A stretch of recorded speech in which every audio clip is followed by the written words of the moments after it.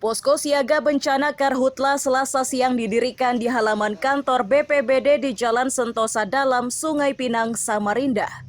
Ini dilakukan menyusul surat edaran Gubernur Kalimantan Timur tentang status siaga bencana kekeringan, kebakaran hutan dan lahan, serta kabut asap.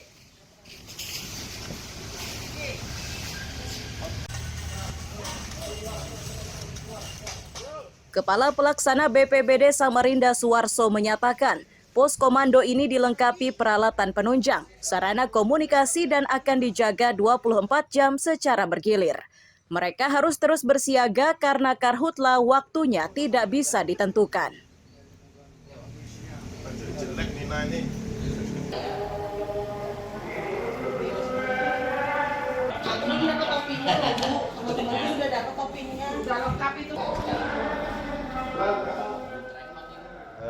Dengan mengacu edaran surat keputusan Gubernur Kalimantan Timur ini, khususnya tentang penetapan status keadaan siaga bencana kekeringan, kebakaran hutan dan lahan, serta asap akibat kebakaran hutan dan lahan. Hari ini juga BPBD Kota Samarinda mempersiapkan diri untuk membuat pos komando, dilengkapi dengan tenda, peralatan, dan kesiapsiagaan seluruh peralatan untuk penanganan kebakaran lahan dan hutan ya itu. Dan di posko ini nanti juga kita siapkan komunikasi dengan beberapa OPD termasuk TNI Polri, termasuk rekan-rekan relawan yang selama ini selalu siaga dalam keadaan bencana baik kebakaran hutan, lahan dan bencana lainnya.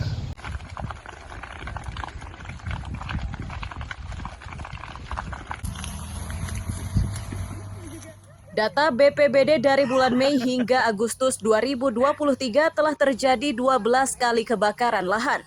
Umumnya kebakaran tersebut diawali pembukaan lahan. Sejauh ini pelaku pembakaran hutan dan lahan masih dilakukan pembinaan. Amir Hamzah dan Iswanto melaporkan dari Samarinda.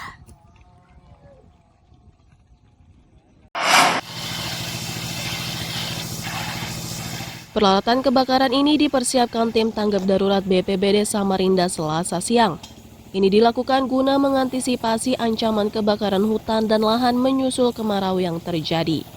Peralatan yang dipersiapkan mulai dari selang, mesin pompa hingga kendaraan.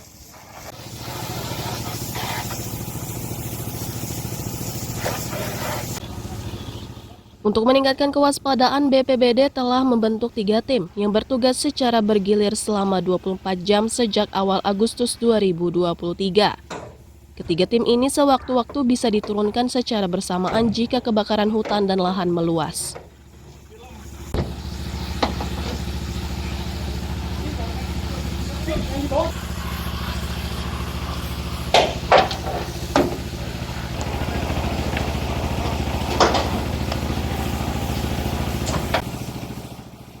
Kita sudah mulai awal-awal Agustus sudah kita bentuk ya, artinya dari tim BPBD ini sudah ada 3 tim khusus memang penanganan karhutla. Jadi 3 tim itu artinya sudah berbagi dia, artinya ada sip-sipannya. Tapi tidak menutup kemungkinan jika ada terjadi meluas seperti bom besar terjadi kemarin di Lempake Tepian, itu semua tim yang 3 grup itu turun semua. Kalau satu grup berapa orang, Bang? Itu ada 8 orang. 8 orang.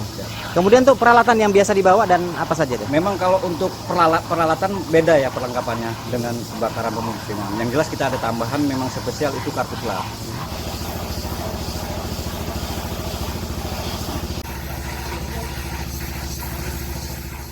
Agar karhutla tidak terjadi, warga diimbau tidak melakukan bakar-membakar saat membuka lahan atau kebun.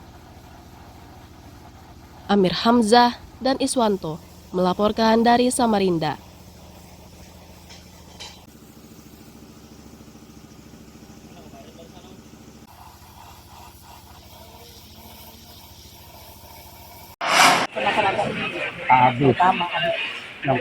Kepulan asap cukup pekat ini merupakan sisa dari kebakaran permukiman di Margomulyo, Balikpapan, Selasa sore. Sementara petugas pemadam dengan dibantu relawan bersama polisi dan tentara masih berupaya memadamkan sisa-sisa kobaran.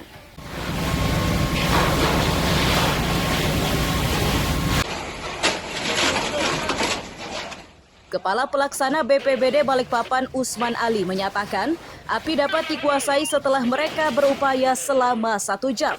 Saat pemadaman mereka terkendala jalan yang sempit serta kerumunan warga. Agar kobaran tidak makin meluas, BPBD mengerahkan semua mobilnya dan ditempatkan di berbagai sudut.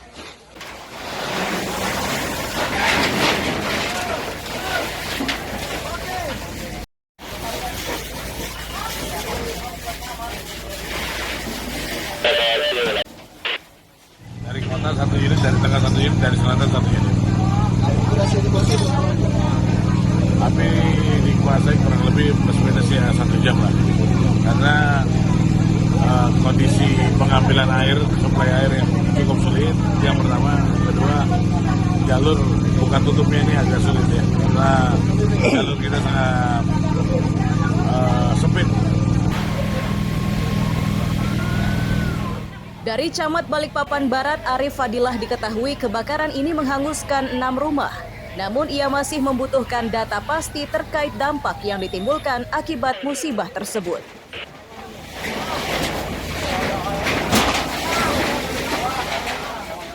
Sekitar 6 rumah yang terbakar, tapi nanti kita masih lakukan verifikasi lagi untuk memastikan jumlah rumah yang terbakar. Api diperkirakan sekitar jam 16 lewat, sekitar 16.17.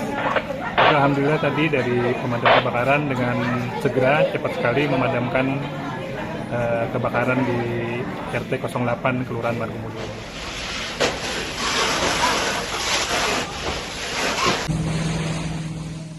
Kebakaran ini tidak menelan korban jiwa, sedangkan penyebab pasti kejadian masih diselidiki polisi. Amir Hamzah dan Riani Mantini melaporkan dari Balikpapan.